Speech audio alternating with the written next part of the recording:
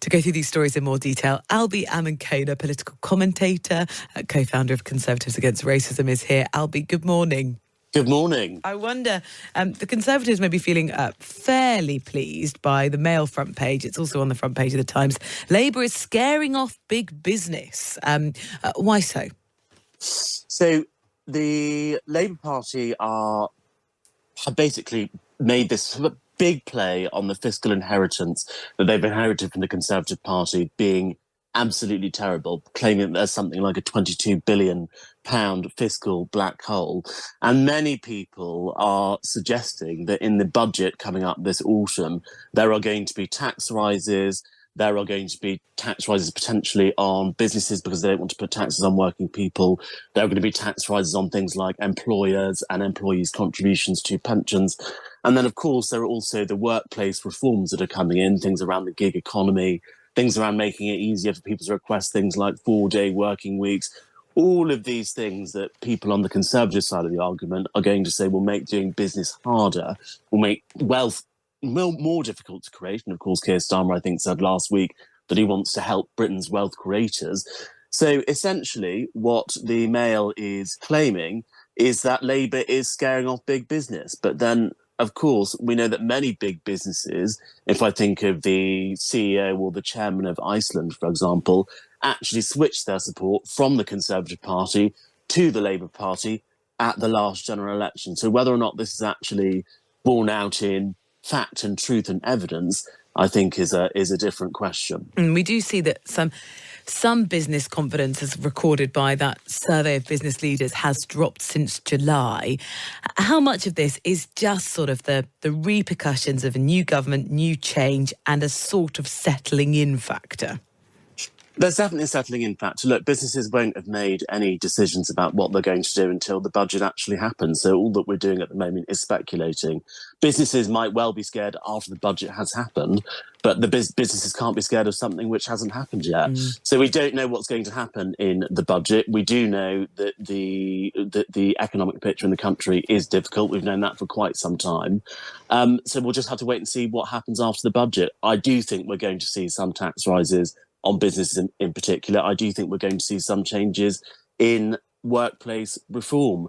But I think those things were all probably quite obvious to businesses, even if Labour weren't saying it before the general election actually took place. In terms of business, what about hospitality? Looking at the front page of The Sun and this polling that they've done, we're fuming. They say furious drinkers have torn into Labour's plans to ban outdoor smoking.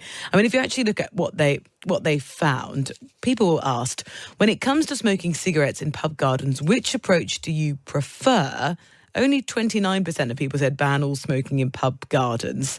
Quite a lot of people said keep the current rules. 41%, though, said have smoking and non-smoking areas outside. It suggests, Albie, that, we're not hugely against this as a policy. I always love polls because it's all about the question which is asked, really, isn't it? When it comes to these questions, when it comes to smoking cigarettes in pub gardens, which approach do you prefer? Well, it's not surprising that have smoking and non-smoking areas outside wins the most, 41%, because it's the most common sense. It seems to be the most common sense outcome possible. But it does seem that this poll that The Sun has done, whether or not the questions are asked in a way which is going to elicit certain answers, it does suggest that actually this is not something which the public particularly care about that much. They also claim that 60% of drinkers think it's going to have an effect on hospitality, so much that 60% think pubs will die. I personally don't think pubs will die if you can't have a cigarette outside in a pub garden. I'm a social smoker. I like smoking in pub gardens. I will still go to the pub if I can't smoke in a pub garden. So I don't actually think pubs will die. Notwithstanding that point, I don't think this policy is right, because I don't think it is up to the state to be telling people what to put in their bodies. Otherwise, what's next? Will they ban alcohol on the same premise? I think this is a slippery slope. I think that's the argument that should be taken on these issues, rather than making these spurious claims about hospitality businesses closing down.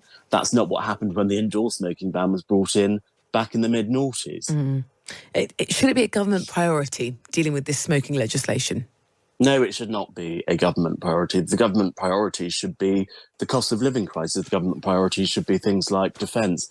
the NHS, immigration. These are the issues that people care about. And indeed, in this article in The Sun, they actually outline that this is actually one of the things which is really not very high up the agenda list of people who are voters.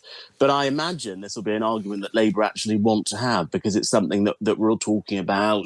It's something we're talking about in the media. It's something that people are talking about in their work breaks. It's something people are talking about in pubs, because it distracts from the bigger issue, which is this really tricky economic picture that Labour have inherited, and also this fiscal black hole and how Labour are going to close it. We're not having a discussion about that. Instead, we're talking about something which is much easier: smoking. And generally speaking, the British public love to ban things. So this is probably something which I think will have broad support among the public, even if The Sun have asked these questions in a way which makes it seem that people are against this ban. When I talk to people and when I've heard people talking about it, it seems like most people are very much in favour of making it more difficult to smoke.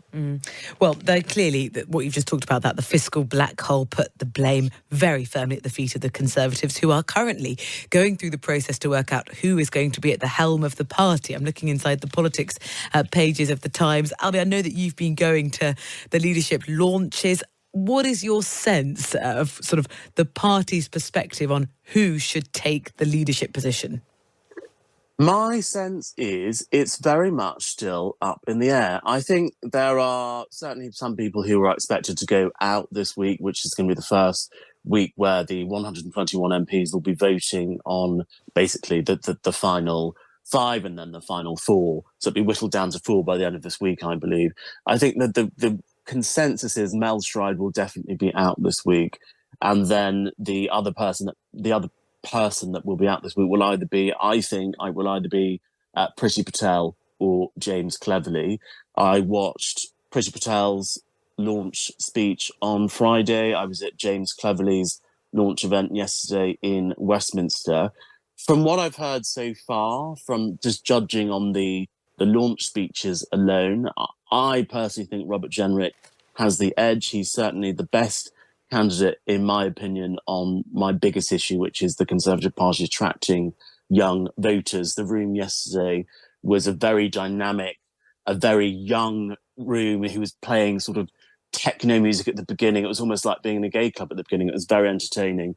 But no, I think it was a great event. But ultimately, it'll be really interesting to see what some people might say the front runner is, Kemi Badenoch, who is giving her speech later on today, I believe at 11 o'clock. You can watch it on X, formerly known as Twitter, will be saying in her speech today. Because I think a lot of people have been saying that she's been relatively quiet so far in this leadership campaign, and today is seen as her big launch.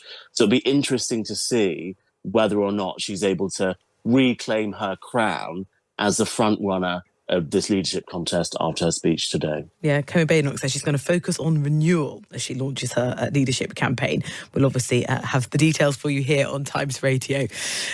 You mentioned clubbing. The person who went clubbing over the weekend, and we all took notice, the Deputy Prime Minister, Angela Rayner, and Libby Purvis has been writing about this inside the Times today for her comment piece. She says, Raver Rayner will reap the benefits of a boogie. Do you think she will?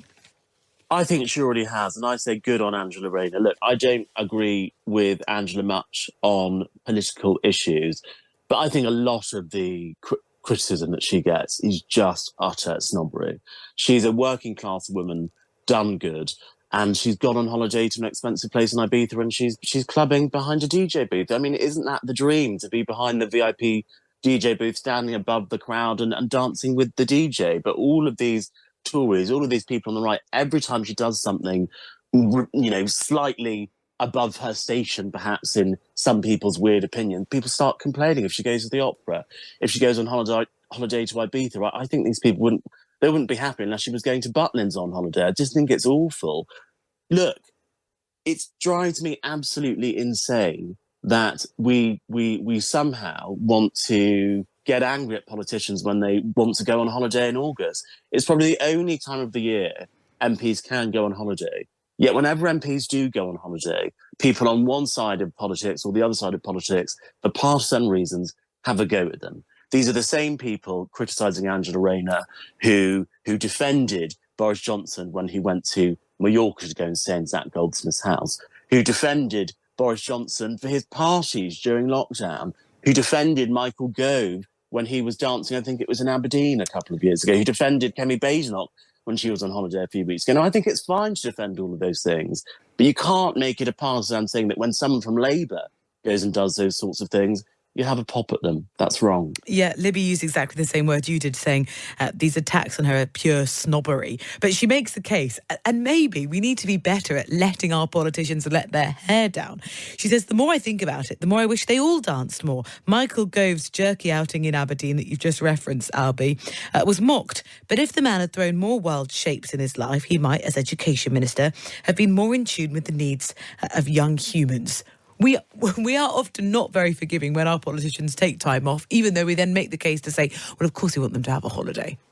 We should be more forgiving when politicians take time off, and we should let them have a holiday. But I would just have a bit of a bone to pick with Libby on what she said about Michael Gove and having more attention, more time for young humans. Michael Gove's reforms in education have led to British young people being among the most literate and numerate in the world. So I think Michael is a prime example of someone who was able to dance, let his hair down, and actually get the job done of being a Secretary of State and deliver for the British people. So be more like Michael, dance and deliver.